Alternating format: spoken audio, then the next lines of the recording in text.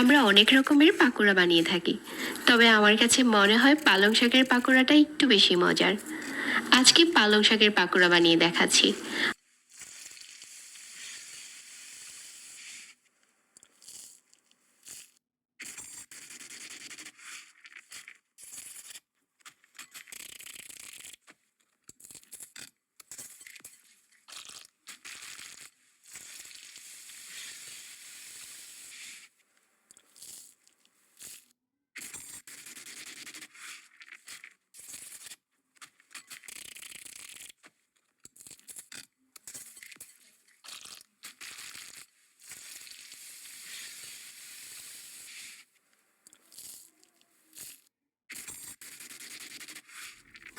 আর এখন হচ্ছে এখান থেকে ছোট ছোট এরকম করে পাকোড়ার সাইজ বানিয়ে গরম তেলের উপরে ছেড়ে দিচ্ছি।